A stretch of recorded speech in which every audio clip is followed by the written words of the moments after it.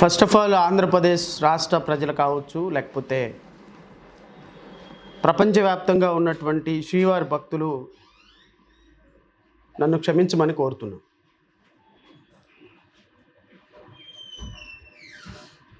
తిరుమల లడ్డు అంశం మీద మరొక్కసారి ప్రెస్ మీట్ పెట్టాల్సి రావటం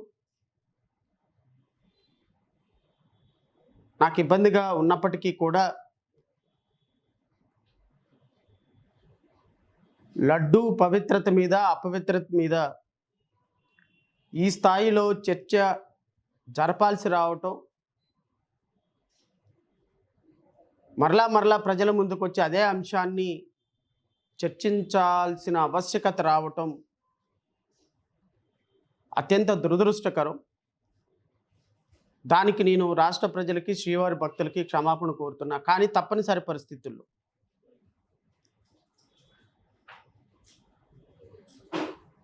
విధిలేని పరిస్థితుల్లో తిరుమల శ్రీవారి మీద చేస్తున్న రాజకీయాలకి ఎక్కడ ఫుల్ స్టాప్ పడుతుందో తెలియని పరిస్థితుల్లో ఒక పవిత్రమైనటువంటి ప్రసాదం మీద ఒక రాజకీయ వికృత క్రీడ హిందూ, ముస్లిం, క్రిస్టియన్స్ అనే సమాజంలో అన్నదమ్ముల్లాగా బ్రతుకుతున్నటువంటి వ్యక్తుల మీద, సనాతన ధర్మం మీద, హిందూ ధర్మం మీద ఒక నీచమైన, నికృష్టమైన క్రీడ చేస్తున్నటువంటి ముఖ్యమంత్రి, ఉప ముఖ్యమంత్రి, 164 మంది ప్రజాప్రతినిధుల సాక్షిగా అసెంబ్లీలో నిన్న జరిగినటువంటి అత్యంత దురదృష్టకరమైనటువంటి చర్చ చూసిన తర్వాత నేను ఈ ప్రెస్ మీట్ పెట్టకుండా ఉండలేకపోయా. తప్పనిసరి పరిస్థితుల్లోనే ఈరోజు ప్రజల ముందుకు రావాల్సి వస్తుంది. దానికి నన్ను క్షమించమని కోరుతున్నా. ఎందుకు మనం 164 మంది ప్రజాప్రతినిధులను ఎన్నుకున్నాం? 164 మంది ప్రజాప్రతినిధులు రాష్ట్రంలో జరిగే సమస్యల మీద, ప్రజల జీవన ప్రమాణాల మీద,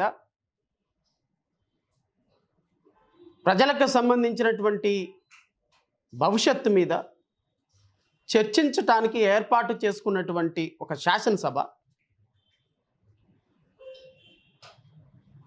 3.5 కోట్ల రూపాయల నుంచి 4 కోట్ల రూపాయలు ఒక గంటకి ఖర్చు అయ్యేటువంటి శాసనసభ,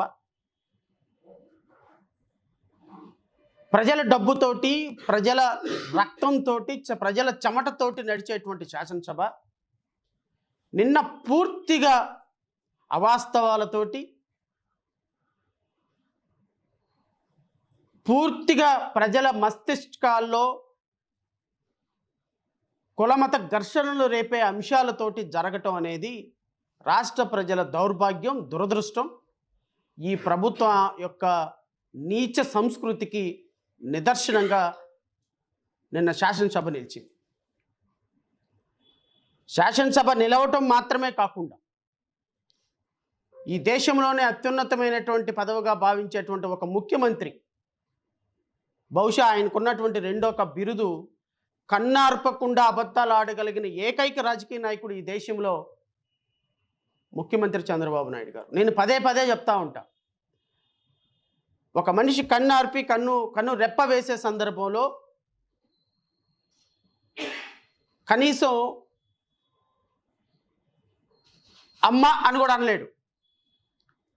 కానీ ముఖ్యమంత్రి చంద్రబాబు నాయుడు గారికి ఉన్నటువంటి ఒక పుట్టుకతో వచ్చినటువంటి అదృష్టం, బహుశా కారణ జన్ములు అంటారేమో అలాంటి వ్యక్తుల్ని,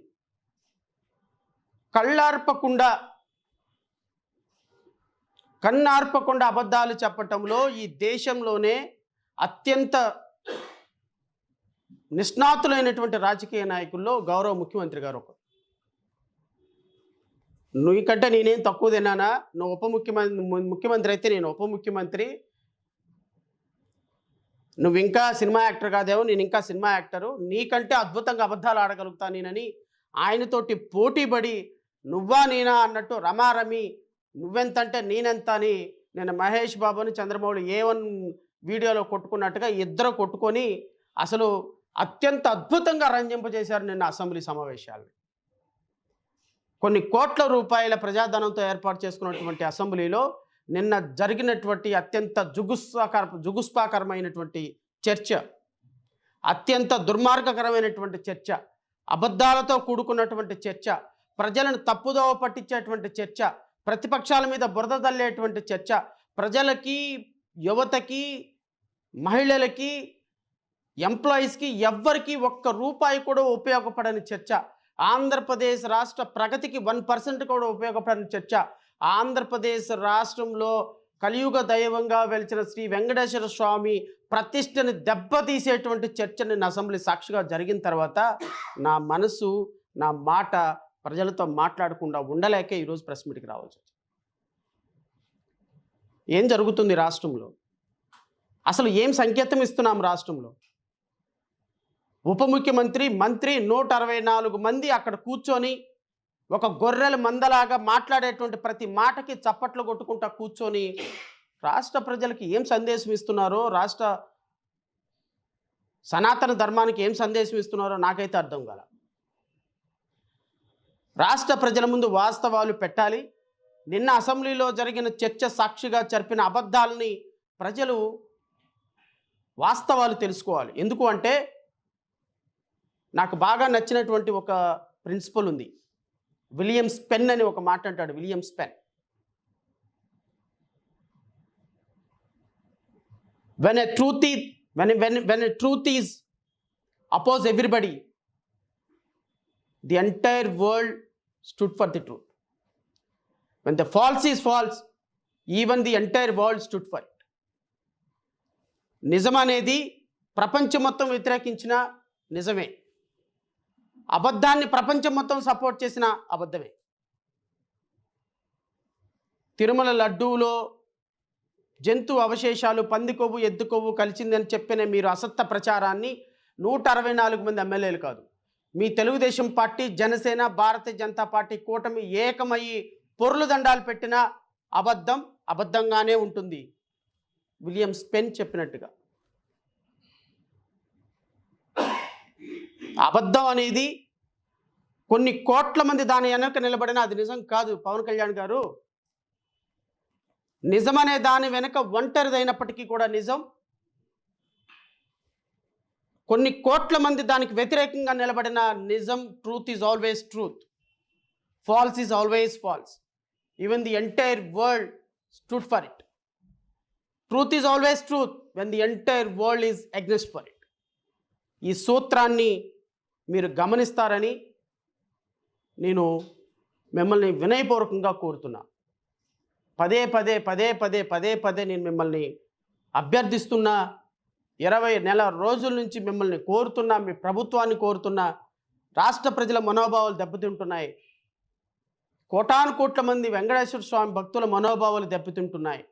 మీరు చేసిన కపట నాటకాలు, మీరు ఆడిన బూటకప్ప నాటకాలు, మీరు ఆడినటువంటి అబద్ధాలు ప్రజలకి పటాపంచలైపోయినాయి, అర్థమైపోయినాయి. ఇంకా మీరు దయచేసి దీనికో జోలికి వెళ్ళొద్దు అని చెప్తున్నా. వింటారా? వినరు. ఎందుకు అంటే పోయే కాలం వచ్చినప్పుడు ఆ బ్రహ్మదేవుడు చెప్పినా వినరంట. నాకు ఒక కథ చాలా బాగా గుర్తుంటుంది. ఈ సందర్భంగా నేను రాష్ట్ర ప్రజలకు, పాపం 2 అన్నదమ్ములు ఉన్నారంట. 2 అన్నదమ్ములు ఏదో కష్టపడి పని చేసుకొని బతుకుతున్నారంట.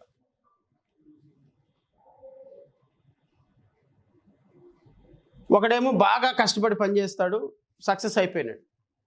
ఇంకొకడు కూడా కష్టపడి పని చేస్తున్నాడు కానీ సక్సెస్ కావట్లా. సరే దేవుడు అనుకున్నాడంట, ఈ దరిద్రుల్లాగా ఉన్నాడు వీడు, పాపం ఎంత కష్టపడుతున్నా కూడా వీడికి మంచి జరగటం లేదు అని వీడికి ఒక బంగారం మూట ఇవ్వాలని డిసైడ్ అయ్యాడు. బంగారం మూట ఇవ్వాలని డిసైడ్ అయితే సరే అనిపోయి ఈ నిష్ఠదరిద్రుడు అనే పదం ఉంది కదా, ఆ నిష్ఠదరిద్రుడు నడుచుకుంటూ వెళ్తున్నాడంట ఒక దారి గుండా. సో నడుచుకుంటూ వెళ్తున్నాడు కాబట్టి ఇతను వెళ్ళే దారి మీద ఒక బంగారపు మూట ఒకటి వేసాడంట దేవుడు. ఈ నిష్ఠ దరిద్రుడు వ్యవహారం ఎలా ఉంటుందంటే, ఇప్పుడు దాకా కళ్ళు తెరిచి నడిచాం కదా, కళ్ళు మూసుకొని కూడా ఎలా నడిస్తే ఎలా ఉంటుందని ఆ మూట దాటేంత వరకు కళ్ళు మూసుకొని నడిచి, ఆ మూట దాటిన తర్వాత మళ్ళీ కళ్ళు తెరిచి ఎరిపోయాడంట. దరిద్రుడి పరిస్థితి అలా ఉంటుంది. ఈ కథ నేను ఎందుకు చెప్పాను అంటే, ఈ కథ aptly suitable to honourable deputy chief minister Pawan Kalyan.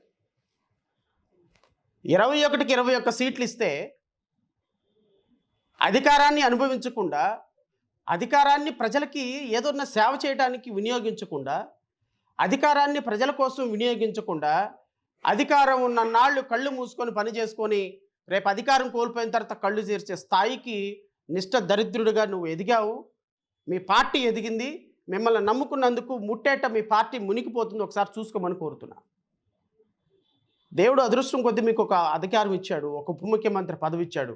మనకున్న స్థాయి ఏంటి, మనకున్న క్వాలిఫికేషన్ ఏంటి, మనకున్న సినిమా వ్యవహారం ఏంటి, మనకున్న ప్రజల పట్ల మమకారం ఏంటి అందరికీ తెలుసు. అది మీరు ప్రత్యేకంగా నేను చెప్పనవసరంలా. అయినప్పటికీ కూడా in spite of that God blessed you. మీ అదృష్టం కొద్దీ ఏదో ఒక ఉప ముఖ్యమంత్రి పదవి వచ్చింది, దాన్ని అనుభవించండి. అది వదిలేసి నిన్న గౌరవ ఉప ముఖ్యమంత్రి గారు అసెంబ్లీలో మాట్లాడినటువంటి మాటల గురించి నేను రాష్ట్ర ప్రజలకు ఇంకొకసారి క్లారిఫికేషన్ ఇవ్వాలి. సో ఖచ్చితంగా ఈ అంశాల మీద మాట్లాడటానికి ఈరోజు నేను ప్రెస్ మీట్ ఏర్పాటు చేయడం జరిగింది. నిన్న అసెంబ్లీలో మాట్లాడటమే కాకుండా ఈరోజు మళ్ళీ పేపర్ల నిండా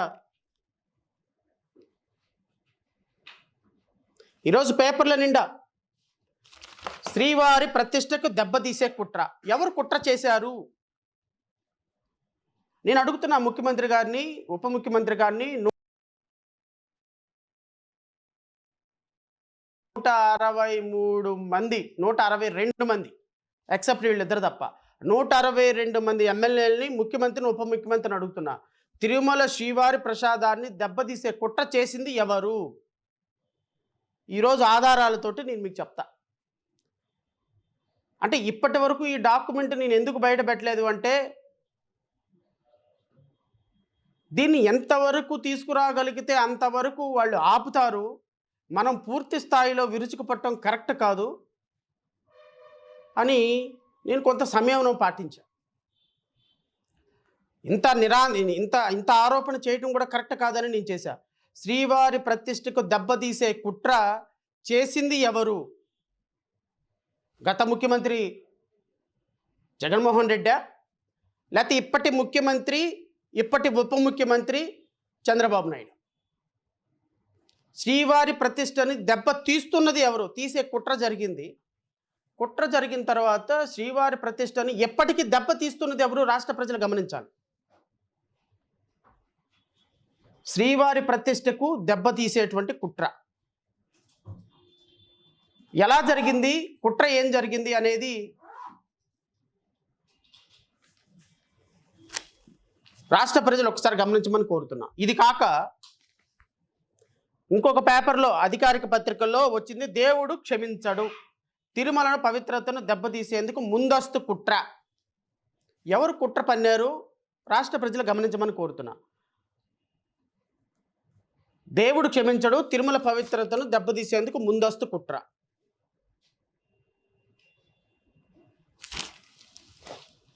ఇప్పుడు 2 అంశాల గురించి రాష్ట్ర ప్రజలకు వివరించాలి. తిరుమల నెయ్యి అంశంలో నిన్న పవన్ కళ్యాణ్ గారు మాట్లాడినటువంటి మాటల్ని కేవలం నేను రెఫరెన్స్గా తీసుకుంటున్నా. తిరుమల నెయ్యిలో జంతు కొవ్వు, పంది కొవ్వు, ఎద్దు కొవ్వు, బఫెల్లో బీఫ్ అంటే దున్నపోతు కొవ్వు, ఫిష్ ఆయిల్ కలిసింది అని స్పష్టమైనటువంటి ఆరోపణ చేసింది గౌరవ ఉప ముఖ్యమంత్రి పవన్ కళ్యాణ్. దేన్ని బేస్ చేసుకొని వీళ్ళు తిరుమలలో ఇంత దుర్మార్గం జరిగిందని ముఖ్యమంత్రి అండ్ ఉప ముఖ్యమంత్రి ప్రకటన చేశారు? ఇదిగో ఎన్డీడీబీ కాల్ఫ్ రిపోర్ట్ను బేస్ చేసుకొని ఆరోపణ చేశారు. ఈ ఎన్డీడీబీ కాల్ఫ్ రిపోర్టు దేన్ని బేస్ చేసుకొని రిపోర్ట్ ఇచ్చింది? 2024 జూలై నెలలో కూటమి ప్రభుత్వం అధికారంలోకి వచ్చిన తర్వాత వచ్చిన నెయ్యి ట్యాంకర్లను పరిశీలించి ఆ నెయ్యి ట్యాంకర్లో ఎద్దు కొవ్వు, పంది కొవ్వు, ఫిష్ ఆయిల్ కలిసింది అని ఎన్డీడీబీ ఆరోపణ రిపోర్ట్ ఇస్తే ఈ రిపోర్టు ఎవరి ప్రభుత్వ హయాంలో వచ్చింది అన్న అంశము మర్చిపోయాం. ఈ రిపోర్టు వచ్చే టయానికి ఏ సందర్భంలో నెయ్యి కలెక్ట్ చేశామనేది మర్చిపోయాం. అసలు ఏ ప్రభుత్వంలో రిపోర్టు వస్తే ఏ ప్రభుత్వం బాధ్యత వహించాలనుకున్న సందర్భం మర్చిపోయాం. మీ ప్రభుత్వంలో నెయ్యి కలెక్ట్ చేస్తారా? మీ ప్రభుత్వంలో రిపోర్టు పంపిస్తారా? మీ ప్రభుత్వంలో ఎన్డీడీబీ రిపోర్ట్ ఇస్తుందా? మీ ప్రభుత్వంలో రిపోర్ట్ ఇస్తే 2019-24లో కూడా నెయ్యి కల్తీ జరిగిందని అభూత కల్పనతో రాష్ట్ర ప్రజలకి దేవుడి మీద కల్తీ జరిగింది, తిరుమల వెంకటేశ్వర మీద కల్తీ జరిగిందని ప్రకటనలు చేస్తారా ముఖ్యమంత్రి, ఉప ముఖ్యమంత్రి స్థాయిలో? ఏ చట్టం చెప్తుంది ఉప ముఖ్యమంత్రి గారు? మీరు చదివిన 2 లక్షల పుస్తకాల్లో ఏ పుస్తకం చెప్పింది ఈ మాట? మీ 45 సంవత్సరాల రాజకీయ జీవితంలో చంద్రబాబు నాయుడు గారు ఏ ఏ ఏ న్యాయ సూత్రం, ఏ ధర్మసూత్రం చెప్పింది చెప్పండి? ఏ భగవద్గీత చెప్పింది చెప్పండి? మా ప్రభుత్వంలో నెయ్యి కలెక్ట్ చేసి, మీ ప్రభుత్వంలో నెయ్యి కలెక్ట్ చేసి, మీ ప్రభుత్వంలో శాంపిల్ తీసి, మీ ప్రభుత్వంలో ఆ శాంపిల్ని టెస్ట్ చేసి, మీ ప్రభుత్వంలో ఎద్దు కొవ్వు, పంది కొవ్వు కలిసిందని రిపోర్ట్ వస్తే ఆ రిపోర్ట్ని గత ప్రభుత్వం మీద రుద్దమనే ప్రాథమిక సూత్రం కూడా తెలియని నువ్వెట్ట ముఖ్యమంత్రి? నీ కింద ఆ ఉప ముఖ్యమంత్రి ఎట్ట పనిచేస్తున్నాడు? ఈ ఉప ముఖ్యమంత్రి స్పీచ్ ఇస్తే ఆ 162 మంది గొర్రెల్లాగా ఎమ్మెల్యేలు కూర్చొని అసెంబ్లీలో ఎలా కొడుతున్నారు? ఈయనిచ్చేటువంటి స్పీచ్ అద్భుతంగా భావితరాలకి అద్భుతమైన స్పీచ్ అని ఆ పైన కూర్చున్నటువంటి డిప్యూటీ స్పీకర్ ఎట్ట మాట్లాడతాడు? మా కర్మ కాకపోతే, ఆంధ్రప్రదేశ్ రాష్ట్ర ప్రజల కర్మ కాకపోతే 164 మంది పరమానంద శిష్యులు అక్కడ కూర్చొని మీరు పద్యాలు పాడుతుంటే చెవిటోళ్ళలాగా మేము విని మీరు బాలసుబ్రహ్మణ్యం లాగా పాడుతున్నారని భావించాల్సిందే కదా సార్. నేను రాష్ట్ర ప్రజలకి మీ ద్వారా ఒక డాక్యుమెంట్ చూపిస్తా. ఈ డాక్యుమెంట్ ఎన్డీడీబీ కాఫ్ రిపోర్ట్ ఏదైతే ప్రాథమికంగా చంద్రబాబు నాయుడు, పవన్ కళ్యాణ్ పంది కొవ్వు, ఎద్దు కొవ్వు కలిసింది అని చెప్పినటువంటి ప్రాథమికమైనటువంటి డాక్యుమెంట్ ఈ డాక్యుమెంట్.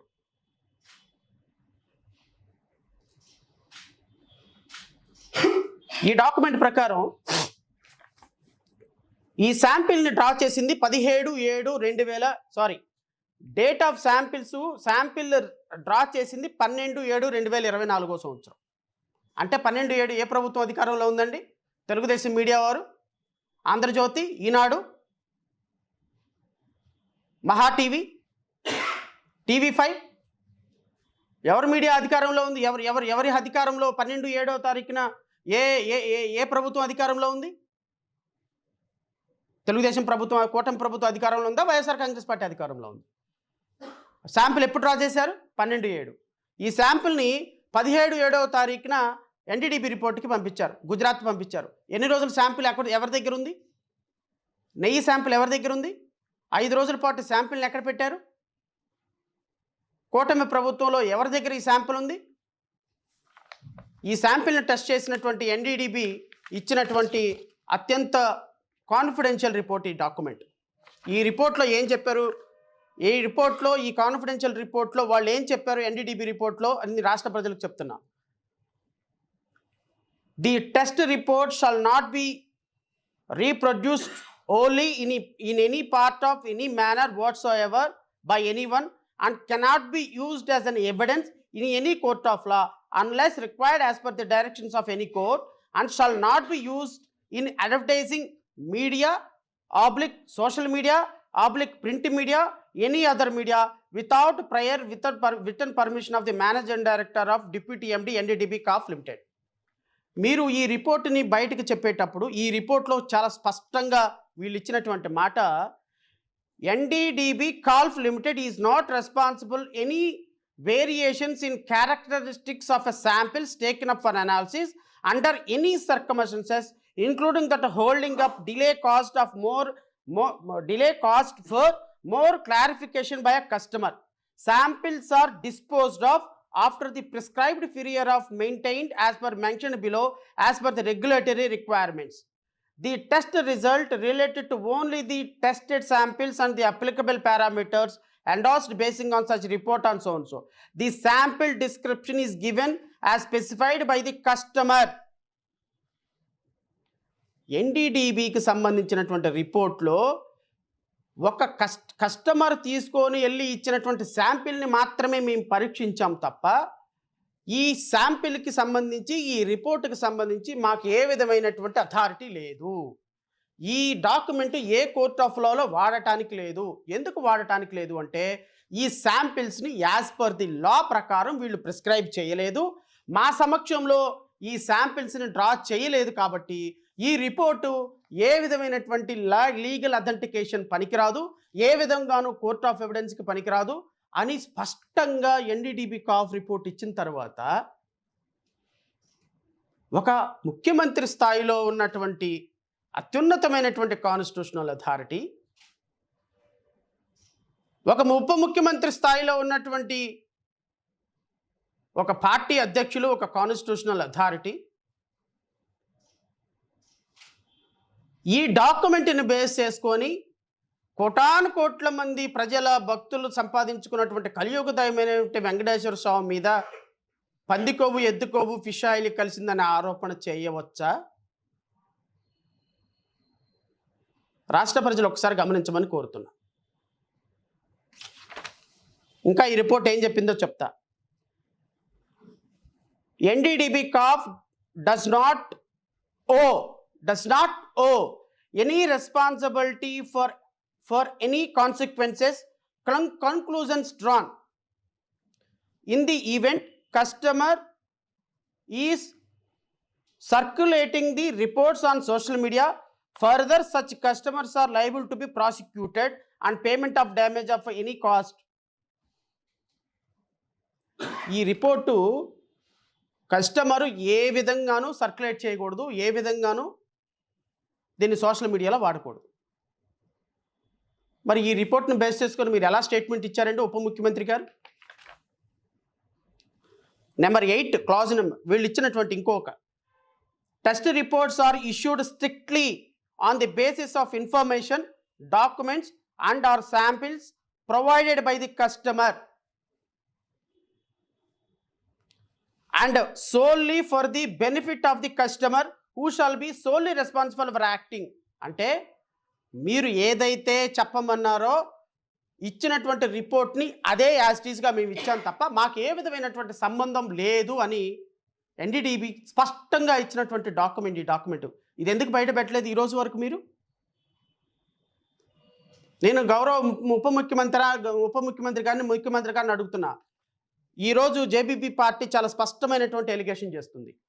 దేవుడిని రాజకీయాలకు వాడాలి అనేటువంటి ఒక ఉద్దేశంతో ఎన్డీడీబీ రిపోర్టుని ఈ విధంగా ఎన్డీడీబీ చేత రిపోర్ట్ ఇప్పించుకొని శాంపిల్స్ మొత్తాన్ని మ్యానిపులేట్ చేసి 5 రోజుల పాటు శాంపిల్స్లో రసాయనాలు కలిపి కావాలని జంతు కొవ్వుకు సంబంధించినటువంటి కొలెస్ట్రాల్ కలిపి మీరు ఎన్డీడీబీకి పంపించిన శాంపిల్స్ని మ్యానిపులేట్ చేశారు. మీరు మీ అధికారులు కేవలం మీరు ఏదైతే చెప్పారో చూడండి, శ్రీవారి ప్రతిష్టను దెబ్బతీసే కుట్ర చేసింది కేవలం ముఖ్యమంత్రి పవన్ కళ్యాణ్. వీళ్ళిద్దరూ కలిసి మొత్తం ఎన్డీఏ గవర్నమెంట్ కూటమి ప్రభుత్వం చేసినటువంటి కుట్రగా ఈరోజు ఎన్డీడీబీ ఇచ్చినటువంటి ఈ కంక్లూజన్ రిపోర్టు రాష్ట్ర ప్రజలకి తెలియజేస్తున్నాం.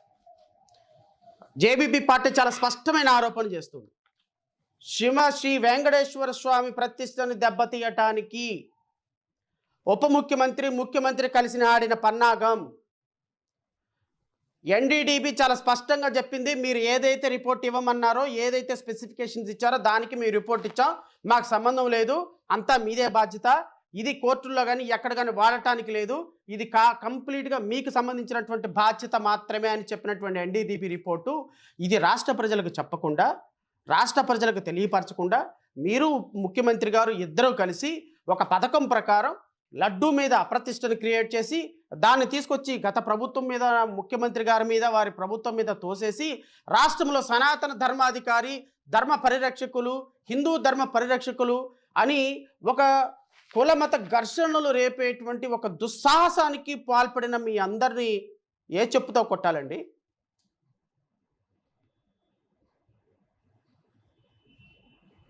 నిన్న మీరు అసెంబ్లీలో మాట్లాడినటువంటి ఒక్క మాటకైనా సరే జస్టిఫికేషన్ ఉందా? మీరు అసెంబ్లీలో నిన్న చేసినటువంటి ప్రసంగానికి 23 నిమిషాల 28 నిమిషాలు చేసిన ప్రసంగానికి ఒక్క మాటకైనా సరే క్రెడిబిలిటీ ఉందా? ఒక్క మాటకైనా కూడా ఫౌండేషన్ ఉందా? ఒక్క మాటకైనా కూడా ఒక్క మాటలో అయినా నిజాయితీ ఉందా? ఒక్క మాటలో అయినా వే ఫార్వర్డ్ ఉందా? భవిష్యత్తు తరాలకి ఒక మార్గనిర్దేశకం చేయగలిగినటువంటి అడ్మినిస్ట్రేటివ్ లీడర్షిప్ క్వాలిటీస్ ఉన్నాయా? అబద్ధాల పుట్ట. నిన్న మీరు అసెంబ్లీలో మాట్లాడినటువంటి ప్రతి మాట. ఎన్డీడీబీ రిపోర్ట్ ఇంకా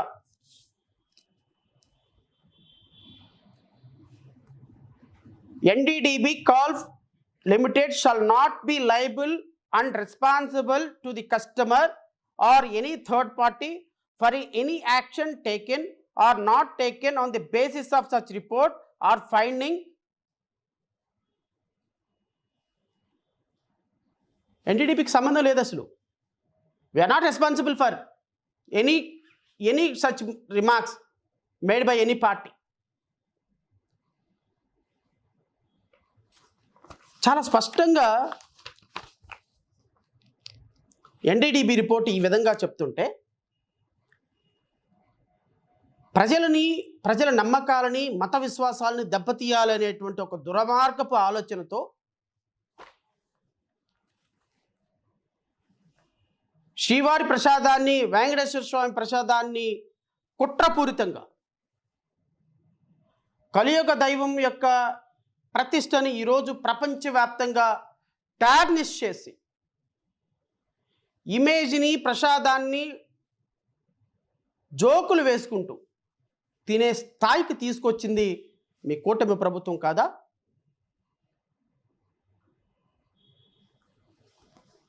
నేను గౌరవ ఉప ముఖ్యమంత్రి గారు మాట్లాడినటువంటి 2 వీడియోలు మీకు ఈరోజు చూపించిన తర్వాత నేను వారి సమస్యలకు కూడా వారి మాటకు కూడా నేను కొన్ని ప్రశ్నలు సంధించాల్సిన బాధ్యత ఉన్నది. ఎందుకంటే ఈరోజు వాళ్ళకి సంబంధించి కొంత కాన్స్టిట్యూషన్ కూడా చదివి వినిపించాల్సిన బాధ్యత ఉంది.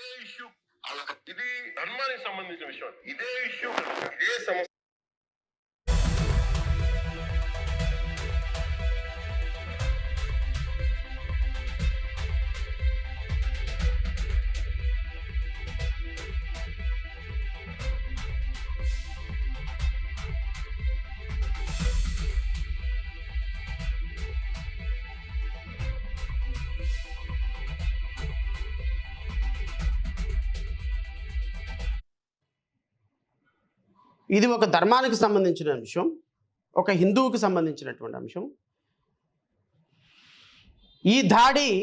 ఈ దాడి ఒక ఇస్లాంకి జరిగితే, ఒక క్రిస్టియన్కి జరిగితే, ఒక చర్చికి జరిగితే, ఒక మసీదుకి జరిగితే, ఒక మహమ్మద్కి జరిగితే రాష్ట్రం అల్లకల్లోలం అయిపోయేది, దేశం అల్లకల్లోలం అయిపోయేది. 21 నియోజకవర్గాల్లో గౌరవ ఉప ముఖ్యమంత్రి గారికి ఓట్లు వేసినటువంటి క్రిస్టియన్స్ని, ముస్లిమ్స్ని 21 నియోజకవర్గాల్లో రమారమి 21 లక్షల మంది ఉంటారు నాకు తెలిసి. కాన్స్టిట్యున్సీలో ఒక 50,000 మంది ముస్లిమ్స్, ఒక 60,000 మంది క్రిస్టియన్స్, లేకపోతే 60,000 మంది క్రిస్టియన్స్, 30,000 మంది ముస్లిమ్స్ ఉంటారు. అంటే రమారమి వారికి ఓట్లు వేసినటువంటి 21 నియోజకవర్గాల్లో ఉన్న 22-23 లక్షల మంది ముస్లిమ్స్ని, క్రిస్టియన్స్ని అడుగుతున్నా, ఈ వ్యక్తిగా మీరు ఓటేసింది? ఈ వ్యక్తికేనా మీరు ఓటేసింది? సిగ్గేమని ఉందా మనకి? ఒక రాజ్యాంగబద్ధమైనటువంటి పదవిలో కూర్చొని మా హిందూ ధర్మానికి జరిగితే మేము ఊరుకోవాలా? మీ క్రిస్టియన్స్కి జరిగితే ఊరుకుంటారా? మీ ముస్లిమ్స్కి జరిగితే ఊరుకుంటారా? మీ మహమ్మదులకి జరిగితే ఊరుకుంటారా అన్న ఉప ముఖ్యమంత్రి ఈ దేశ చరిత్రలో, ఈ దేశంలో ఎవరైనా ఉన్నారా? ఈ దేశ చరిత్రలో, ఈ దేశ రాజకీయ చరిత్రలో ఒక కాన్స్టిట్యూషనల్ పోర్టులో 5.5 కోట్ల మందికి ఒక మంత్రిగా, ఒక ఉప ముఖ్యమంత్రిగా కూర్చొని 5.5 కోట్ల మందికి ప్రతినిధిగా ఉండాల్సినటువంటి అసెంబ్లీలో 5.5 కోట్ల మంది కట్టేటువంటి హిందువులు పన్నులు కట్టడం లేదా? ముస్లిమ్స్ పన్నులు కట్టడం లేదా? క్రిస్టియన్స్ పన్నులు కట్టడం లేదా? మీ ట్రెజరీలో పడే 1 రూపాయి, మీరు కారులో వాడే ఒక పెట్రోలు, ఏ క్రిస్టియన్ సబ్బు కొంటేనో, ఏ క్రిస్టియన్ సినిమాకి వెళ్తానో, ఏ ముస్లిము హోటల్కి వెళ్తానో వచ్చిన ట్యాక్స్లోంచి డబ్బన్న మినిమం కామన్ సెన్స్, మినిమం ఇంగిత జ్ఞానం లేని ఒక డమ్ ముఖ్యమంత్రి, ఉప ముఖ్యమంత్రి కాదా నీవు? ఒక కాన్స్టిట్యూషనల్ స్పిరిట్ లేని ఒక ఒక ఒక శుద్ధ శుద్ధ ఇంకా నా నోటికి ఇంకా ఇంకా పెద్ద పెద్ద మాటలు వస్తాయి, ఇంకా చాలా తమాయించుకుంటున్నాను నేను.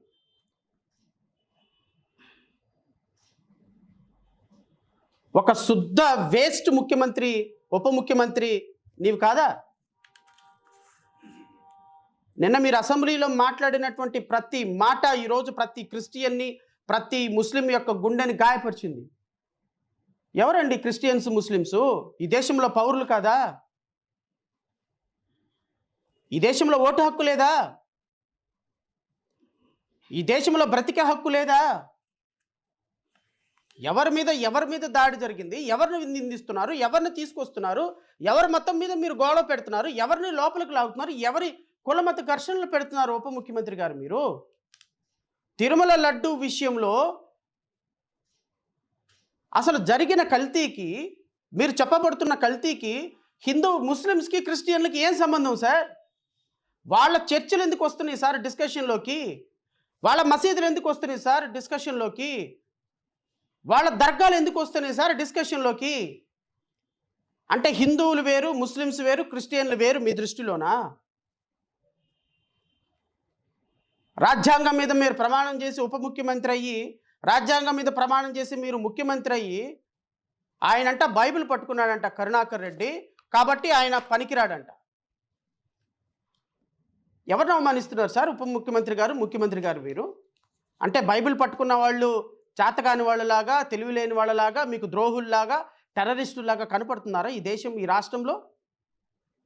ఆ పైన కూర్చున్న ఉప ముఖ్యమంత్రి చర్చలన్నీ పడగొడుతుంటే లేవని నోరు ఇప్పుడు లెగుస్తున్నాయే. ఏం జరిగిందని లెగుస్తున్నాయి అంటున్నా నేను. ఎవరి ధర్మానికి అన్యాయం జరిగింది అంటున్నా నేను. ధర్మానికి అన్యాయం చేసింది రాజకీయ ప్రయోజనాలతోటి మీరు, మీ ముఖ్యమంత్రి, మీ మంత్రులు, మీ రాష్ట్ర, మీ 164 మంది ఎమ్మెల్యేలు, ప్రజాప్రతినిధులు. ధర్మానికి అన్యాయం చేసింది మీరు సార్. శాంపిల్లో అనవసరమైనటువంటి కెమికల్స్ కలిపి ఎన్డీడీబీ రిపోర్ట్ని మ్యానిపులేట్ చేసి, ఎన్డీడీబీ మాకు సంబంధం లేదని ఇచ్చిన రిపోర్ట్ని, ఎన్డీడీబీ అసలు ఇది రిపోర్టే కాదు ఎవిడెన్స్ కింద పనికిరాదు ఇచ్చినటువంటి రిపోర్ట్ని బేస్ చేసుకొని కులాల మతాల మధ్య శ్రీ వెంకటేశ్వర స్వామి ప్రసాదాన్ని అవమానపరిచింది నువ్వు. You are responsible, you are culprit. I can say Pawan Kalyan and Nara Chandrababu Naidu are the culprits. వారు తిరుమల వెంకటేశ్వర స్వామి యొక్క ప్రసాదాన్ని కల్తీ చేసేదాన్ని రాజకీయంగా వాడాలి అని ఒక ప్లాన్ చేసి, తద్వారా ఎన్డీడీబీ రిపోర్ట్ని మ్యానిపులేట్ చేసి ప్రజల మధ్య విద్వేషాలు రెచ్చగొట్టడానికి ప్రయత్నం చేసిన మీ మీద కేసు కట్టాలి సార్. అసలు you people are responsible for that. ఎవరిని అంటారు మీరు? ఏ కులాన్ని అంటారు మీరు? ఏ మతాన్ని అంటారు మీరు? ఏ సాంప్రదాయాన్ని అంటారు మీరు? ప్రజలకి మంచి పరిపాలన ఇవ్వమని 164 సీట్లు ఇస్తే కొట్టుకొని సావండి అని చెప్పి వాళ్ళ మధ్య మీరు అసెంబ్లీ సాక్షిగా చిచ్చు పెడతారా?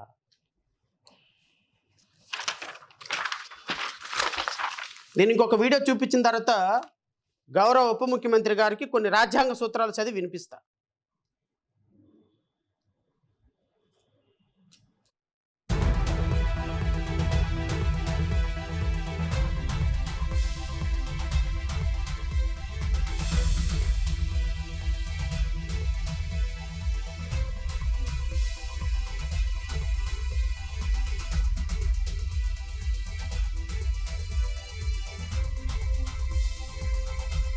ఏమైనా అర్థమైందా? నాకైతే ఒక్క ముక్క అర్థం కాల. అంత రాష్ట్రం అంటాడు, గిల్ట్ వచ్చిందంటాడు, క్రాక్ చేశారంటారు, మనోహర్తో మాట్లాడానంటాడు, గత ప్రభుత్వంలో తెలిసిందంటాడు, ధర్మానికి రక్షణ బోర్డు ఉండాలంటాడు. What you are speaking mister DCM? అరే ఏమైనా మాట్లాడేదానికి శుద్ధి ఉందా? అసలు మాట్లాడితే ఏమైనా కనెక్టివిటీ ఉందా? అసలు mind is index of your face. Face is index of your mind. మీ ఫేసే ఇండెక్స్ చేస్తుంది మీ మాటల్ని. Then words are now indicating your actions. Words are indicating your guilt. నేనెందుకు డ్రెస్ వేసుకొని దీక్ష చేశాను అంటే అందరు నాకు ట్యాగ్ చేస్తున్నారు. ఏదో అనుకున్నాను, చేద్దాం అనుకున్నాను తప్ప స్పష్టమైన ఒక్క మాట ఉందా? నేను మాట్లాడే దాంట్లో ఒక 10% స్పష్టత అయినా ఉంటదేమో. అరే స్పష్టత లేకుండా 28 నిమిషాలు అసెంబ్లీలో మాట్లాడటం అంటే ఎంత గొప్ప గ్రేట్ అంటే, ఆ ఎమ్మెల్యేల సినిమాలోనే ఎక్కడో ఆలీ మాట్లాడతాడు. ఆ మాట్లాడే భాష ఏందో అర్థం కాదు. ఆ బ్రహ్మానందమేమో నెత్తికేసి కొట్టుకుంటా ఉంటాడు. నువ్వు మాట్లాడేది హిందీయా, తెలుగా, ఏం భాషరా నాయనా, నువ్వు మాట్లాడేది అర్థం కాలేదంటే చాట. చివరికి ఆలీ మాట్లాడే భాష ఏందో అర్థం కాక బ్రహ్మానందానికి ఉద్యోగానికి రిజైన్ చేసి వెళ్ళిపోతాడు. మీ 5.5 కోట్ల మంది ప్రజలు మీరు మాట్లాడే భాష అర్థం కాక ఆంధ్రప్రదేశ్ రాష్ట్ర ప్రజలు ఓటేయటమే మర్చిపోతారు రేపు పొద్దున. ఎవరికి ఓటేసామో అర్థం కాదు, ఈ మాట్లాడే భాష ఏందో అర్థం కాదు, ఏం చెప్పాలనుకుంటున్నారో అర్థం కాదు, ఏం ఎలిగేషన్ చేయాలనుకుంటున్నారో అర్థం కాదు, ఏం వే ఫార్వర్డ్ చేయాలనుకుంటున్నారో అర్థం కాదు. ఆలీ మాట్లాడినట్టు చాట, చివరికి వచ్చేటప్పటికి కల్తీ. ఈ మాట తప్ప గౌరవ ఉప ముఖ్యమంత్రి గారు మాట్లాడినటువంటి ఒక్క మాటలో అయినా స్పష్టత ఉందా? రాష్ట్ర ప్రజలు గమనించమని కోరుతున్నాను. ఎందుకు స్పష్టత లేదు అంటే, వీళ్ళ ఎలిగేషన్లో స్పష్టత లేదండి, వీళ్ళ ఫౌండేషన్లో స్పష్టత లేదండి. వీళ్ళు ఏమనుకున్నారంటే మొదటిసారి ఏమైంది మన ముఖ్యమంత్రి ఉప ముఖ్యమంత్రి, నేనేం ఉప ముఖ్యమంత్రి, నా వెనకేమో లక్షల మంది గొర్రె మంది ఈ పవన్ కళ్యాణ్ స్టాఫ్ ఫ్యాన్స్ వీళ్ళందరూ నేను ఏం చెప్పినా నమ్మేస్తారు, ఆడు 45 సంవత్సరాల చరిత్ర ఉంది, 164 సీట్లోనే ఎవడైనా నాకు డప్పు కొడతాడు, మనకి ఏబిఎన్ ఉంది, TV5 ఉంది, మహా టీవీ ఉంది, ఈనాడు ఉంది, ఆంధ్రజ్యోతి ఉంది, అరే మనం రాసిందే రాత, పాడిందే పాట, పాడిపల్ల రామదాస్ అని ఏమి రాసినా ఏమి చేసినా మనల్ని క్యారీ చేయడానికి మన మీడియా ఉంది, మన కార్యకర్తలు ఉన్నారు, మన సోషల్ మీడియా ఉంది, మన నారా లోకేష్ ఆధ్వర్యంలో నడిచే ఐటీడీపీ ఉంది. ఏంటి కాలేంద్ర కొట్రా ఎత్ర రమణ లోడ్ అనగానే పవన్ కళ్యాణ్ లవో అని లోడ్ ఎత్తేసి ఏమైపోయింది, చివరికి తిరుమల లడ్డూలో కల్తీ అని జరిగిన తర్వాత చివరికి నాలాంటోడు లేకపోతే వైసీపీలో కాస్త కోస్త మాట్లాడేవాళ్ళు బయటకు వచ్చి, సార్ అంతా బాగానే ఉంది కానీ లడ్డూ కల్తీ అనేది శాంపిల్ డ్రా చేసింది మన ప్రభుత్వంలోనే కదా సార్ అనగానే గప్చూప్ సంబార్బిడ్డి అర్థమైపోయింది. అమ్మని అమ్మ ఎక్కడో తేడా జరిగింది, నిజమే కదా, మన ప్రభుత్వం హయాంలోనే కదా లిఫ్ట్ చేసింది శాంపిలు, మరి మన ప్రభుత్వం హయాంలో లిఫ్ట్ చేస్తే 2019-24 తప్పు జరిగిందని ఎలా అనగలం? అర్థం కాల. మొఖాలు మొత్తం మాడిపోయినాయి. బాణం చేతిలో నుంచి వెళ్ళిపోయింది, వెనక్కి రాదు. ఆ బాణం వెళ్ళిపోతా ఉంది, ఎవరిని గుచ్చుకుంటుందో తెలియదు. అలా గుచ్చుకొని ఆగుద్దేమో బాణం, వెనక్కి లాగుదామని పరిగెడుతున్నారు దాని వెనక. మరి ఫోర్స్గా బాణం వదిలేరు, ఆగట్లేదు. బాణం వెళ్ళిపోయి ఎక్కడ గుచ్చుకుందాయంటే, నువ్వు గురి పెట్టింది ఒకళ్ళకైతే వెనక్కి తిరిగి ఇటు తిరిగి వచ్చి హెరిటేజ్కి గుచ్చుకుంది. అది హెరిటేజ్ గుచ్చుకునేటప్పటికి బ్లీడింగ్ అవుతుంది, గుచ్చుకున్న తర్వాత బ్లీడింగ్ అవుతుంది కదా. ఇప్పుడు బ్లీడింగ్ దొడవాలి ఎలా? మళ్ళీ బాణం తీశారు బయటికి. ఇక ఏబిఎన్, TV5 ఆయింట్మెంట్ ఒకళ్ళు, పౌడర్ ఒకళ్ళు, పసుపు ఒకళ్ళు పట్టుకొని ఆ హెరిటేజ్ కారుతున్న బ్లీడింగ్ని ఆపడానికి ప్రయత్నం చేస్తున్నారు. మొత్తం మీడియా వెళ్ళి ఆ హెరిటేజ్కి మొత్తానికి బ్లీడింగ్ ఆపే ప్రయత్నం చేస్తుంది. ఇప్పుడు తీసిన తర్వాత అరే బాణం ఎటో అయిపోతే ఎటో వేసాం, అది వెళ్ళి హెరిటేజ్ గుచ్చుకొని దానికి 4,000 కోట్ల రూపాయలు నష్టం వచ్చిందని ఆగారా? అబ్బే, మళ్ళీ అక్కడి నుంచి మళ్ళీ ఎక్కుపెట్టారు బాణం. మళ్ళీ బాణం ఎక్కుపెడితే ఎటు తిరుగుద్ది అది? అడు తిరిగి ఇటు తిరిగి సార్, మీరు గురిపెట్టేది ఒకళ్ళకైతే తగులుతుంది ఒకళ్ళకి. ఎక్కడో తేడా జరుగుతుంది, గుర్తుపెట్టుకోండి, గమనించండి. ఎందుకంటే మీరు గురిపెట్టిన బాణం దైవ సంకల్పం కలిగిన బాణం, వెంకటేశ్వర స్వామి సంకల్పం కలిగిన బాణం. అది మీరు గురిపెట్టిన వాళ్ళకు తగలదు. మీరు ఆ బాణం ఎవరికి గుచ్చుకోవాలని భావిస్తుందో వాళ్ళ దగ్గరికి వెళ్తుంది. ఈసారి మీరు గురిపెట్టారు, అటు తిరిగి ఆ బాణం చంద్రబాబు నాయుడికి, పవన్ కళ్యాణ్కి, నారా లోకేష్కే గుచ్చుకుంటుంది. ఎందుకు అంటే మీరు అసెంబ్లీలో నిన్న చేసిన ప్రసంగానికి వాస్తవాలకి నక్కకి నాగలోకానికి ఉన్న దూరం ఉంది కాబట్టి, మీ వాస్తవాలకి, మీ మాటలకి, మీ ముఖానికి 21కి 21 100% స్ట్రైక్ రేటు. 21కి 21 100% స్ట్రైక్ రేటు గౌరవ ఉప ముఖ్యమంత్రి గారికి. ఈ 21% స్ట్రైక్ రేటు ఒక ముఖ్యమంత్రి 1924 మధ్య 48 కోట్ల.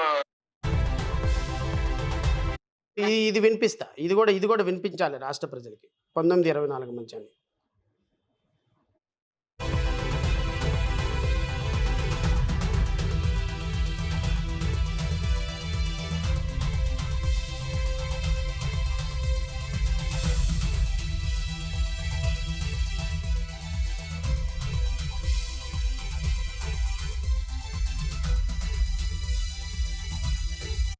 మన మాటలే లేవు.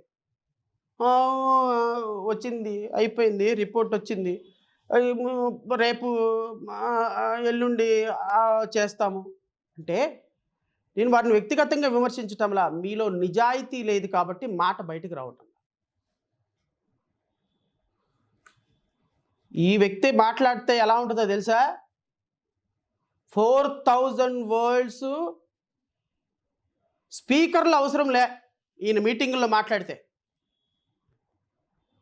ఇక్కడ మాట్లాడితే గాంధీనగర్ చివరికి స్పీకర్ లేకుండా మాట్లాడగలిగిన కంఠస్వరం ఉన్నటువంటి వ్యక్తి ఈరోజు అని ఎందుకు మాట్లాడుతున్నారు? వాళ్ళ దాంట్లో అబద్ధాలతోటి ఫౌండేషన్ వేశారు కాబట్టి, అబద్ధాలతోటి నెయ్యి అనే అంశాన్ని, బాణాన్ని వదిలేరు కాబట్టి ఈరోజు దిమ్మ తిరిగి సినిమా కనపడుతోంది. క్రిస్టియన్లు, ముస్లిమ్స్, హిందువులు వీళ్ళందరూ రావాలి, రోడ్ల మీదకి రావాలి, కొట్టుకోవాలి. ఎందుకు కొట్టుకోవాలి? ఎందుకు రోడ్ల మీదకి రావాలి? ఎవరి కోసం రావాలి? ఏం జరిగిందని రావాలయ్యా పవన్ కళ్యాణ్? హిందువులకు మాత్రమే మీరు ధర్మ పరిరక్షణ అధికారా ఈ రాష్ట్రంలో? మరి అట్లాంటప్పుడు రాజ్యాంగం మీద ప్రమాణం చేయకుండా ఉండాలి. నీకు ఇంకొకసారి ప్రియాంబుల్ కాన్స్టిట్యూషన్ చదివి వినిపిస్తా ఫర్ ది సేక్ ఆఫ్ జన సైనిక్. ప్రియాంబుల్ అని ఒకటి ఉంటుంది కాన్స్టిట్యూషన్లో. దీన్ని డాక్టర్ బిఆర్ అంబేద్కర్ గారు రాశారు. బహుశా ఆ మనిషి అంబేద్కర్ గారి పేరంటే కానీ ఆయన ప్రిన్సిపల్స్ ఏమి లేవు కాబట్టి ఇంకొకసారి చదివి వినిపిస్తా. కాన్స్టిట్యూషన్లో ఏం చెప్పారంటే పవన్ కళ్యాణ్ గారు, మళ్ళీ ఇంకోటి కూడా చెప్తా, నాకేం సంబంధం కాన్స్టిట్యూషన్ అంటారేమో మీరు, నాకేం సంబంధం అంటారు కాబట్టి కాన్స్టిట్యూషన్లో ఒక ప్రొవిజన్ ఉందయ్యా, article 164. Other provisions as to ministers, the chief minister shall be appointed by the governor and the other ministers shall be appointed by the governor on the advice of the chief minister, and the ministers shall hold the office during the pressure of the governor, provided that in the state of so and so the total number of the ministers including the chief minister in the council of ministers in a state shall not exceed 15%. So article 164 ప్రకారం గౌరవ ఉప ముఖ్యమంత్రి గారు article 163 ప్రకారం Indian constitution ప్రకారం మీది రాజ్యాంగబద్ధమైనటువంటి పదవి.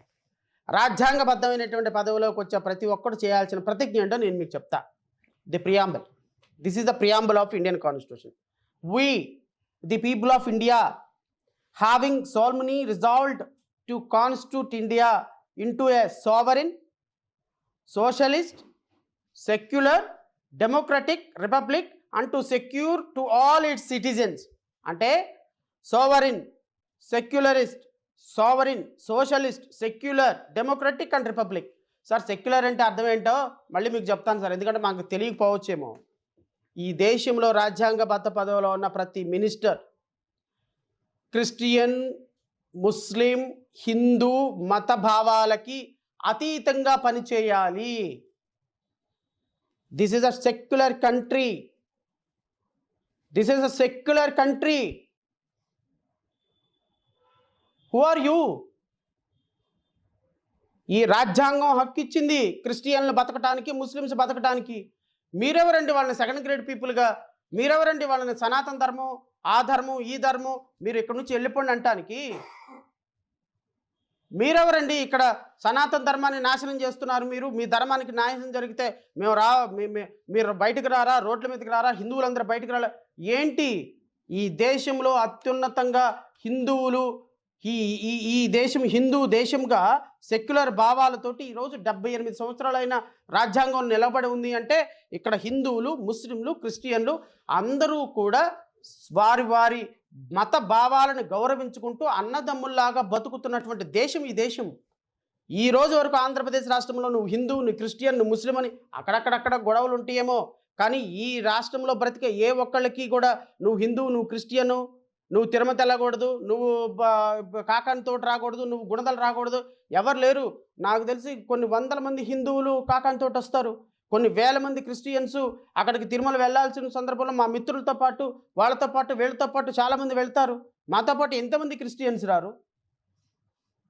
అరే ముస్లిమ్స్కి మీరే చెప్పారు, నేను దర్గాకి వెళ్తాను, అక్కడికి వెళ్తాను, ఇక్కడికి వెళ్తానని ఇంతకుముందు వీడియోస్లో. దర్గాకి వెళ్ళటానికి, క్రిస్టియన్స్లోకి రావటానికి మీరు ఎవరండి? మీరు తిరుమలకు జరిగిన అన్యాయం ఏంటి? ప్రసాదానికి జరిగిన అన్యాయం ఏంటి? మీరు అసెంబ్లీలో మాట్లాడేది ఏంటి? హిందూ మత క్రిస్టియన్స్ మధ్య మీ గొడవలు పెట్టే పద్ధతి ఏంటి? అసలు మీరు ఉప ముఖ్యమంత్రి అయినా, మీరు మంత్రి అయినా, రాజ్యాంగం మీద ప్రమాణం చేసి మీరు ఈ స్థాయికి వచ్చారా? ఏమైనా సిగ్గుందా? ఏమైనా శరం ఉందా? మనం మాట్లాడేదానికి ఏమైనా సొంతనుందా, పొంతనుందా? ఎందుకు మనం ఏం మాట్లాడుతున్నాం? మనం ఏ ధర్మాన్ని పరిరక్షిస్తున్నాం? మనం పోనీ ధర్మాన్ని పరిరక్షించడానికి మనకు వ్యక్తిగతంగా ఉన్న క్వాలిఫికేషన్ ఏంటి? సనాతన ధర్మాన్ని, హిందూ ధర్మాన్ని బతికించడానికి మనకు వ్యక్తిగతంగా ఉన్నది ఒక సినిమా యాక్టర్ అనేటువంటి ఒక విధానం తప్ప మన వ్యక్తిగత జీవితంలో ఏమైనా దీనికి పొంతనుందా? ఎవరిని ఎందుకు విమర్శించాలి? ఒక కమ్యూనిటీని హిందువులకి, క్రిస్టియన్లకి, ముస్లిమ్స్కి ఈ రాష్ట్రంలో ఎప్పుడు గొడవలు లేవు sir. Because of you, because of your government ఈరోజు ముస్లిమ్స్కి, హిందువులకి, క్రిస్టియన్లకి మధ్య గొడవలు వచ్చే పరిస్థితి ఏర్పడుతుంది. మీకు 21కి 21 సీట్లు కేవలం ఒక కమ్యూనిటీ వాళ్ళు వేసినందువల్ల వచ్చినాయా సార్? వాళ్ళు ఓట్లు వేయలేదా? పవన్ కళ్యాణ్కి ఓటేసినటువంటి ముస్లిమ్స్, క్రిస్టియన్స్ మీరు ఒకసారి ఇంట్రాస్పెక్ట్ చేసుకోండి. వారి పార్టీ వ్యక్తులకి ఈరోజు మీరు ఓట్లు వేసినటువంటి వ్యక్తులు ఒకసారి మీ పునరాలోచించుకొని మీ యొక్క అంతరాత్మను ప్రశ్నించుకోండి.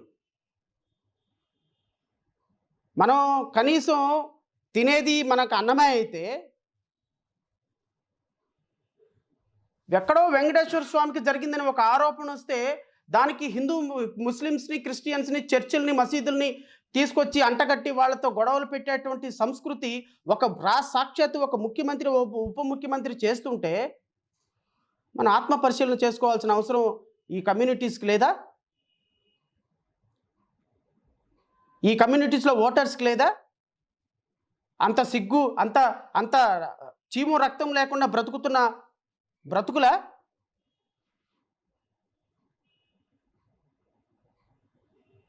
గాజు గ్లాసుకు ఓటేసే సందర్భంలో ఇవన్నీ ఆలోచించే ఓటేశారా మీరు? ఎలక్షన్స్కి ముందు ముస్లిం టోపీ ఒకటి పెట్టుకొని, ఎలక్షన్స్కి ముందు సిలువ ఒకటి వేసుకొని ఊరు వాడ ప్రచారం చేసినప్పుడు లేదా ముఖ్యమంత్రి గారు చంద్రబాబు నాయుడు గారు, ఉప ముఖ్యమంత్రి పవన్ కళ్యాణ్ గారు, నారా లోకేష్ గారు? ఈరోజు వాళ్ళు మీకు చేదైపోయినారా? ఈరోజు వాళ్ళు మీకు అంటరాని వాళ్ళు అయిపోయారా? ఈరోజు వాళ్ళు మీకు, నేను తెలుగుదేశంలో, జనసేనలో ఉన్న నాయకులను కూడా ప్రశ్నించుకోమని కోరుతున్నా. ఇది మీ స్థాయి. మీ పార్టీలు వెనుక ఉన్న జనాల్లో ఇది మీ స్థాయి. రేపొద్దున 2029లో వెళ్ళండి నియోజకవర్గాలకి, వెళ్ళండి ముస్లిం పేటలకి, వెళ్ళండి క్రిస్టియన్ పేటలకి, చెప్పులు చాటలతోటి మిమ్మల్నే కాదు మీ కార్యకర్తలు, మీ నాయకులను కూడా తరిమి పొలిమేరల అవతల కొట్టకపోతే చూస్తూ ఉండండి. జడాశ్రావణకు మరి ఇంకోసారి మీడియా ముందుకు రాడు. ఈరోజు ప్రతి కమ్యూనిటీలో, ప్రతి క్రిస్టియన్ కమ్యూనిటీలో, ప్రతి ముస్లిం కమ్యూనిటీ రగిలిపోతుంది మీ వల్ల, మీ మాటల వల్ల. వాళ్ళు ఏం తప్పు చేశారు? వాళ్ళని లాగాల్సిన అవసరం ఏంటుంది కమ్యూనిటీలోకి? తప్పు చేసి ఉంటే శిక్షించండి వాళ్ళని. We are also support, we will support. నిజంగా తిరుమల లడ్డూలో కల్తీ ఎవరైనా చేసి ఉంటే, నిజంగా ఎవరైనా ఎలాంటి కల్తీని జరిగి ఉంటే we are also support, we will support. Let them arrest and bring before court of law. వాళ్ళని పనిష్ చేసేటట్టు చూడండి. ఎంటైర్ సమాజం మొత్తం మేము అనుకుంటుంది, ఇంక్లూడింగ్ క్రిస్టియన్ అండ్ ముస్లిం సమాజం కూడా మేము అనుకుంటుంది. బికాజ్ ఏ మతానికి విశ్వాసం కలిగినా, ఏ మత సాంప్రదాయాలకు జరిగినా హిందూ, ముస్లిం, క్రిస్టియన్ కలిసి వచ్చి పోరాటం చేసేటువంటి వ్యవస్థ మన దేశంలో మన రాష్ట్రంలో ఎప్పటికీ ఉంది. దానికి కారణం ఇదిగో ఇండియన్ కాన్స్టిట్యూషన్. ఈ కాన్స్టిట్యూషనే ఈరోజు ఇంతమందిని కలిపుంచుతుంది. దీన్ని వదిలేసి ఒక జడ వేసుకొని, ఒక దండ కట్టుకొని, ఒక డ్రెస్ వేసేసుకొని ఈరోజు అసెంబ్లీలో అందరు నన్ను ట్యాగ్ చేస్తున్నారు, నేను వేరే డ్రెస్ వేసుకోవడానికి కారణమే అది, నేను వెళ్ళాను ఏదో మాట్లాడాను, అక్కడ ఏం జరిగిందో నాకు అర్థం కాలేదు, తర్వాత ఎన్డీడీబీ రిపోర్ట్ వచ్చింది, కాఫ్ రిపోర్ట్ వచ్చింది, నాకు గిల్ట్ వచ్చింది. ఏమొచ్చింది ఆ గిల్ట్ నీకు? గిల్ట్ వస్తే చేసే పనులేనా ఇవి? గిల్ట్ వస్తే చేసే పనులేనా ఇవి అంటున్నా. ఇదొకటి చూడండి. 1924 మధ్య 48 కోట్ల లడ్డు ప్రసాదాలు విక్రయం జరిగింది. దాంట్లో సుమారు 20 కోట్ల లడ్డూలు నకిలీ నెయ్యితో తయారయ్యాయి. 20 కోట్ల 1924 మధ్య అంట 20 కోట్ల లడ్డూలు తయారైనాయి అంట. అందులో 11 కోట్ల లడ్డూలు కల్తీ జరిగిందంట. అందులో 1,00,000 2 లక్షల లడ్డు అంట అయోధ్యకి వినియోగించారంట కల్తీ జరిగిన లడ్డు. నేను అడుగుతున్న ఉప ముఖ్యమంత్రి గారిని, అయోధ్యకి పంపించినటువంటి కల్తీ లడ్డు అడల్టర్డ్ అని మీ దగ్గర ఉన్న ప్రాథమికమైనటువంటి ఆధారం ఏంటి? రాష్ట్ర ప్రజలకు చెప్పండి. రాష్ట్ర ప్రజలకు చెప్పండి సార్. ఇదిగో అయోధ్యకు పంపించిన 2 లక్షల లడ్డూలో పంది కొవ్వు, ఎద్దు కొవ్వు, ఫిష్ ఆయిల్ కలిసింది, లేదంటే కల్తీ జరిగింది అని చెప్పటానికి మీ దగ్గర ఉన్నటువంటి ప్రాథమికమైన ఆధారం ఏంటి? ఒక్క ఆధారం. మీ దగ్గర ఉన్న ఆధారాలు ఏంటి అంటే 19 నుంచి 24 వరకు ఏదైతే తిరుమల వెంకటేశ్వర స్వామికి సప్లై చేశారో లడ్డూలు, వాళ్ళు పాలు కొనలేదు అంటే మీ ఊహ ఏంటి అంటే వాళ్ళు పాలు కొనలేదు కాబట్టి అక్కడ పాలు కాలేదు కాబట్టి వెన్నలేదు కాబట్టి నెయ్యి రాలేదు. ఇది మీ అభూతమైనటువంటి కల్పన. రేపు ఇదే కేసు కోర్టుకు వెళ్తుంది. నేనే లాయర్ని అనుకుందాం మాట వరుసకి. మీరు ఎవరైతే నిన్న అసెంబ్లీలో ప్రకటించారు కదా 37 మంది నిందితులు, వీళ్ళందరూ కూడా కల్ప్రిట్స్, చట్టం ముందు వీళ్ళకి తీసుకొస్తామని జస్టిస్ సోదరి సినిమా పాట పాడారు కదా అసెంబ్లీలో నిన్న మీరు. నేను ఫస్ట్ ప్రశ్న అడుగుతా దీన్ని. సార్ మీరు ఎన్డీటీబీ రిపోర్టు, కాల్ఫ్ రిపోర్ట్లో ఎవిడెన్స్కి పనికిరాదు ఈ కేసు, ఈ రిపోర్టు అని వాళ్ళే చెప్పారు కదా అండి అని అడుగుతా. ఈ రిపోర్ట్లో ఏది ఎవిడెన్స్కి పనికిరాదు, ఇది మాకు సంబంధం లేదు రిపోర్టు, వాళ్ళు ఇచ్చిన శాంపిల్ని మేము టెస్ట్ చేసి ఇచ్చాం, శాంపిల్లో ఏం కలిపారో మాకు సంబంధం లేదు, శాంపిల్లో ఏం స్పెసిఫికేషన్స్ ఉన్నాయో మాకు సంబంధం లేదు, దీంట్లో ఏమైనా కలిపి ఉండొచ్చు కానీ ఇచ్చారు కదా సార్ అంట. అవునండి అంటాడు. ఫస్ట్ క్వశ్చన్తోనే కేసు సంకనాగిపోద్ది. నెంబర్ 2, సిబిఐ ఛార్జ్షీట్ వేసింది. ఓకే, 36 మంది నిందితులను పెట్టింది. నిందితుల్లో నేను ఒకటే మాట అడుగుతా రేపు ఇన్వెస్టిగేషన్ ఆఫీసర్ని. సార్ చంద్రబాబు నాయుడు గారికి అత్యంత ప్రియమైనటువంటి ఇన్వెస్టిగేషన్ ఆఫీసర్ గారు, ముఖ్యమంత్రి గారు రాయమంటే ఇన్వెస్టిగేషన్ ఆఫీసర్ రాసినటువంటి ఉప ముఖ్యమంత్రి గారు చెప్పమంటే ఇన్వెస్టిగేషన్ చేసి రాసినటువంటి ఇన్వెస్టిగేషన్ ఆఫీసర్ గారు 2019-24 సందర్భంలో అడల్టరీ జరిగింది, కల్తీ నెయ్యి వాడిందని TV5 మూర్తి గారు, ఆర్తనాదాల మూర్తి గారు గొడవ పెడుతున్నట్టుగా, మా వెంకటకృష్ణ గారు గొడవ పెడుతున్నట్టుగా, మా వంశీ గారు గొడవ పెడుతున్నట్టుగా, వీళ్ళందరూ గొడవ పెడుతున్నట్టుగా 2019 నుంచి 24 కల్తీ జరిగిందని చెప్పారు కదా. కల్తీ జరిగింది లడ్డూలో అని చెప్పడానికి వాడబడినటువంటి కల్తీ నెయ్యి శాంపిల్ మీ దగ్గర ఏమైనా ఉందా సార్ అని అడుగుతా. లేదండి అంటాడు. నెంబర్ 2, పోనీ కల్తీ నెయ్యి వాడినటువంటి లడ్డు ఏమైనా టెస్ట్ చేశారు సార్ అని అడుగుతా. నో. పోనీ కల్తీ నెయ్యి వాడినటువంటి లడ్డూని తిన్న వాళ్ళు ఎవరైనా వాళ్ళ బ్లడ్ తీసి ఏమైనా రిపోర్ట్ చేశారు సార్ అంట. తూర్పు, పడమర, ఉత్తరం, దక్షిణం చూడాల్సిందే ఇన్వెస్టిగేషన్ ఆఫీసర్ కోర్టు హాల్లో. తూర్పు, పడమర, ఉత్తరం. నిన్న పవన్ కళ్యాణ్ గారు బాటం చూసుకున్నారు కదా, కింద నేలను చూసుకొని మాట్లాడారు కదా అసెంబ్లీలో. అట్ట రేపు ఇన్వెస్టిగేషన్ ఆఫీసర్ తూర్పు, పడమర, ఉత్తరం, దక్షిణం చూస్తాడు కోర్టులో. Case dismiss, acquittal or 36 members acquittal, get out అంటాడు జడ్జి గారు. అయిపోయా, అందరూ పిసుక్కోవటం బయటకు వచ్చి. రాజకీయాలు చేయడానికి ఫౌండేషన్, లీగల్ ఫౌండేషన్కి చాలా తేడా ఉంటుంది సార్. మనం అనుకున్నంత ఈజీ కాదు. లడ్డూ లేని చోట, కల్తీ లేని చోట అభూత కల్పన క్రియేట్ చేసి రాష్ట్ర ప్రజలు ఎమోషనల్గా వెంకటేశ్వర స్వామి మీద, ప్రసాదం మీద దుర్మార్గంగా ప్రచారం చేయాలి అనుకుంటే ఊరుకుంటారా? కోర్టులు ఊరుకుంటాయా? న్యాయస్థానాలు ఊరుకుంటాయా? నేను ఇంతకుముందే చెప్పిన truth is always truth when entire everybody stood against it. False is always false when entire world stood for it.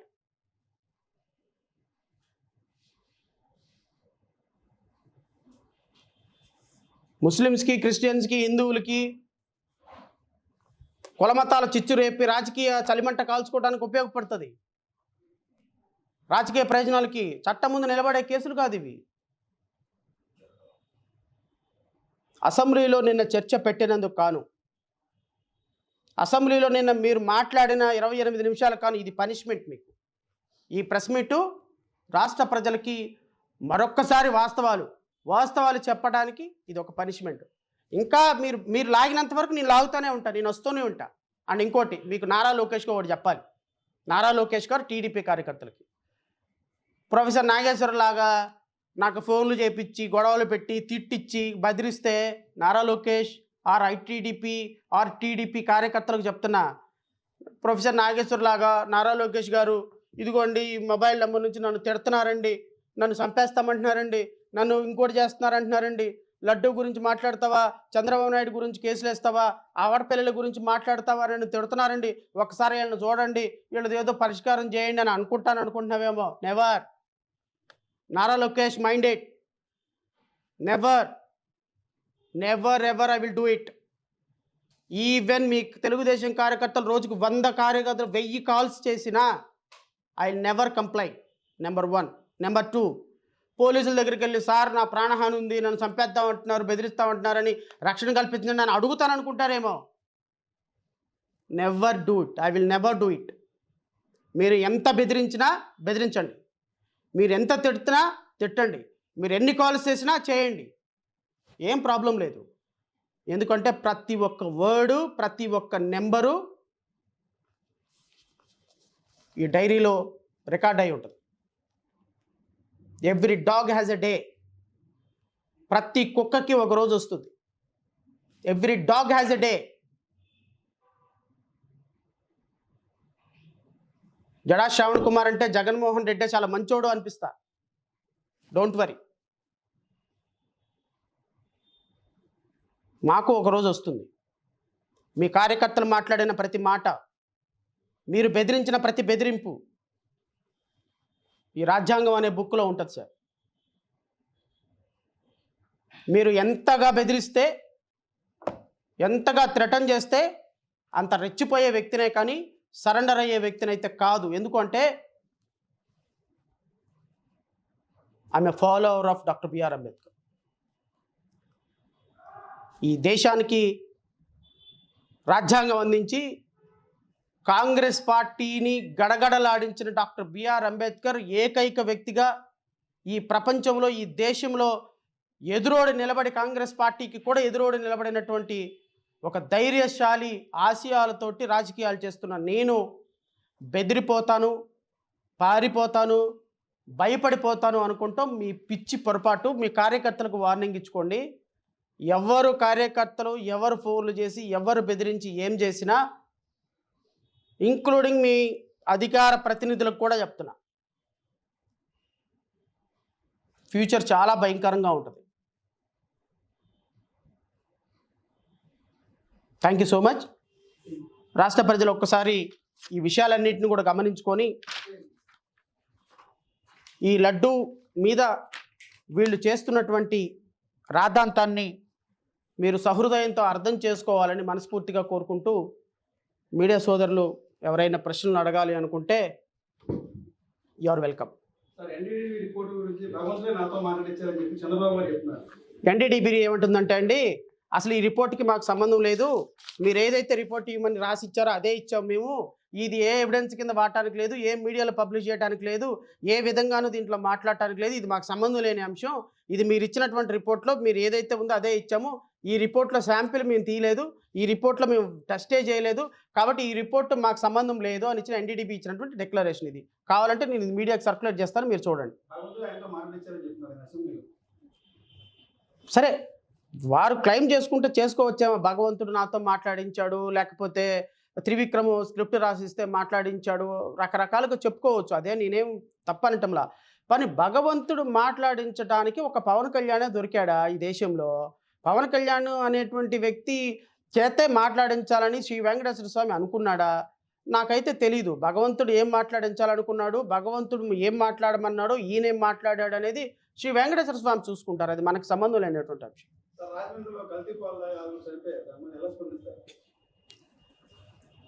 Sir, రాజమండ్రిలో కల్తీ పాలు కాదు, రాష్ట్ర వ్యాప్తంగా హెరిటేజ్ నుంచి లేకపోతే కొన్ని సంస్థల నుంచి వస్తున్నటువంటి పాలు పూర్తిగా కల్తీ. కానీ ప్రభుత్వాలు వాటిని ఇగ్నోర్ చేస్తున్నాయి. వాళ్ళ ఆస్తులు పెంచుకోవడానికి, వాళ్ళ బిజినెస్లు పెంచుకోవడానికి. నిన్ను చూడండి, కల్తీ నెయ్యి వ్యవహారం ఎందుకు వచ్చింది బయటికి? ఇందాపూర్ డైరీకి 658 రూపాయలకి కేజీ నెయ్యి ఇవ్వటానికి అదొక రూట్ కాజ్. ఇందాపూర్ డైరీకి ఇచ్చిన తర్వాత ఇందాపూర్ డైరీకి రేపొద్దున నెయ్యి సప్లై చేసేది ఇండైరెక్ట్గా ట్యాంకుల్లో నుంచి హెరిటేజ్.